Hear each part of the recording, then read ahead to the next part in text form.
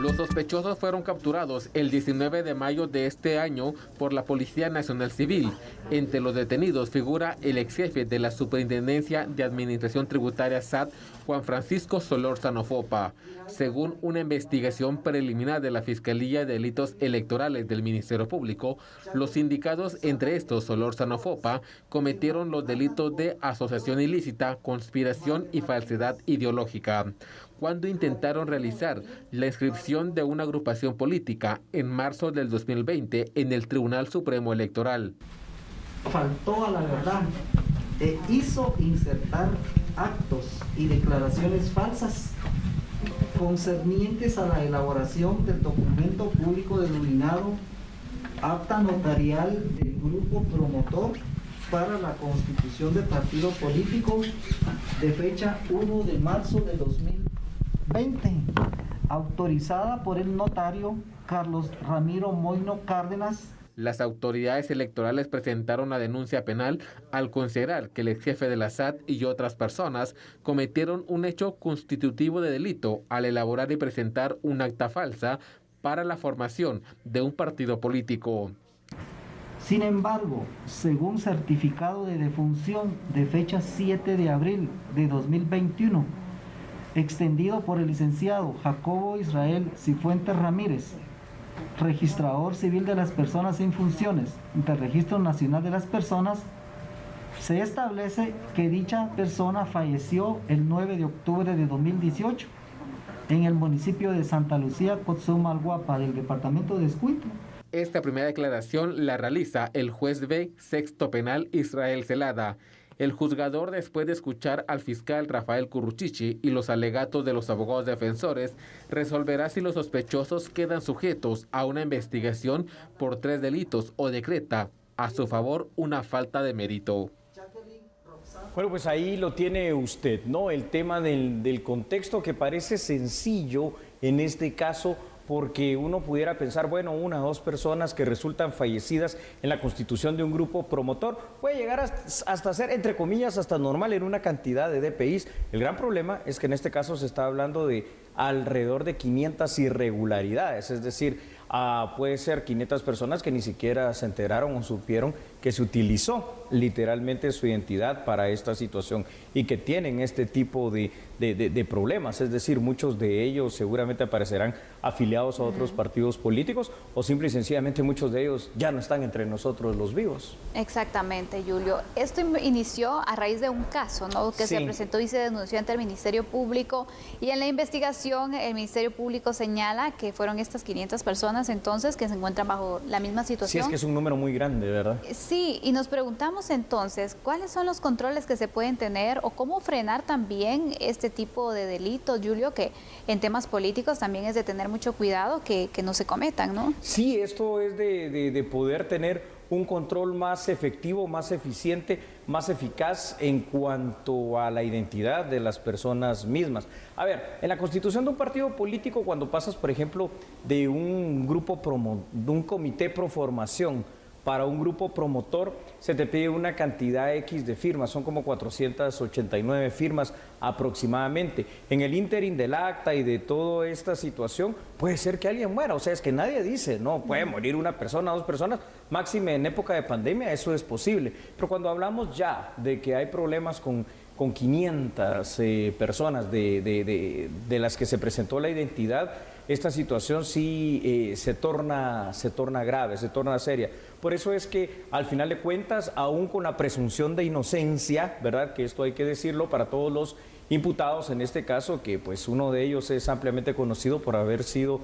ex jefe allá en la SAT, de Juan Francisco Solórzano Fopa, en este caso, pues está dilucidando en tribunales. Yo no tengo memoria de que haya pasado algo similar anteriormente, me refiero que el MP a través de la Fiscalía de Delitos Electorales pues llevase ya directamente una investigación a juicio por este tipo de hechos posiblemente constitutivos de delito. Por supuesto, pero también cuántas veces se ha denunciado esta situación. Es que eso sí, y que en cuántas ocasiones habrá pasado también. Exactamente. Sí, es cierto, sí. Entonces tenemos que ver que se está fortaleciendo también esta fiscalía, Julio, sí, bastante, para poder entonces perseguir delitos como estos, pero también la ciudadanía que se está acostumbrando a denunciar, porque En otras ocasiones siempre ha quedado como, bueno, yo estaba afiliada y ni siquiera lo sabía, porque se han dado casos, pero no se confirman. Afiliados, ¿verdad? Claro, y no se formaliza por medio de una denuncia, que es la vía por la cual entonces las autoridades pueden iniciar la investigación y poder entonces pues presentar las acusaciones, ¿no? Correcto, Sandy, así es. Pues vamos a empezar con algunos datos también que son importantes que los conozcamos, en este caso que se ha denominado política y falsedad. La falsedad material e ideológica es un delito penal que en Guatemala consiste, para hacernos entender de una manera más fácil, en la falsificación de un documento, ya sea en lo total o en lo parcial. En este caso, pues esto es a lo que se refiere el acta constitutiva de este grupo promotor. Este delito en sí está sancionado con una prisión que puede ir de 2 a 6 años de privación de libertad. Quiere decir que puede llegar a ser conmutable. No es uno de los delitos que podamos decir que es más grave, pero siempre lo es. Precisamente este es uno de los delitos que la Fiscalía de Delitos Electorales del Ministerio Público le imputa, entre otras personas procesadas, a Juan Francisco Solórzano Fopa. El hecho constitutivo de delito, en este caso particular, Sandy, es el de haber incluido a varias personas fallecidas dentro del acta notarial. Y digamos que, te repito, es decir, yo puedo entender que puedan haber fallecido en el proceso, porque son cosas que pueden pasar. Pues estamos hablando de fallecidos del 2018, entonces sí hay mucha, en algún caso como el que acabamos de escuchar del propio fiscal Curuchiche, quiere decir que sí, ahí hay mucha diferencia, algo no bueno sucedió. Exactamente. Cuando sabemos que hay varios partidos que buscan constituirse, que buscan cumplir entonces con requisitos como el tema de la afiliación, esto nos queda entonces también como precedente en que se debe aumentar las investigaciones, se deben tener mayores controles para poder detectar este tipo de situaciones también, Julio, porque no sabemos cuántas veces se ha hecho o si en este momento se está realizando una situación como esta, ¿no? Sí, la utilización de nombres para llegar a un número de afiliados y poder entonces cumplir con este requisito sin que la persona sepa y sin que la persona esté de acuerdo, que es uno de los principales factores, ¿no? O requisitos para poderse afiliar, que uno esté entonces con la aceptación de poderlo realizar, que sea por voluntad propia, ¿no? Sí, que eso es pero muy importante. Vamos a ver qué es lo que va a pasar, porque este caso, por lo menos esto que es la audiencia de primera declaración, la primera fase del proceso penal guatemalteco, se ha ido haciendo largo, ¿no? Porque esta captura, si no me equivoco, Sandy, no fue de la semana pasada, sino que de la anterior. Todavía está pendiente de resolverse. Recordemos que son varios los procesados, varios los imputados, e inclusive cuando uno le da seguimiento a esta audiencia de primera declaración, vemos las declaraciones de unos y otros, del fiscal, de los imputados y del mismo juez contralor, que participó de una manera activa, porque algunas de las excusas, llamémosle así, o mecanismos de defensa utilizados es en este caso el anteponer la enfermedad de los hijos, que yo creo que no tiene nada que ver una cosa con la otra, es decir, lo familiar con lo político. Y bueno, vamos a esperar a ver qué es lo que pasa. Puede ser dos cosas nada más que sucedan: que se declare al final de esta, cuando finalice la audiencia de primera declaración, una falta de mérito y no pase pues absolutamente nada, o que se dicte ya sea un auto de prisión preventiva formal para que continúe la segunda fase del proceso penal, que es la fase de investigación, que el Ministerio Público pueda ampliar la misma con otros datos, o que se dicten medidas sustitutivas y alternativas, si así lo considera el juez, para continuar también con esa fase de investigación. Lo que sí es que este caso ya se judicializó, algo que pues habla bastante bien de la Fiscalía de Delitos Electorales del Ministerio Público. Por supuesto, que persigue entonces todo tipo de denuncias que se presentan y que también da pues la confianza a la población de decir que si yo denuncio que aparecía afiliado a un partido y que no sabía, y pues tengo también pues la evidencia para que ellos puedan iniciar con una investigación, lo puedo hacer.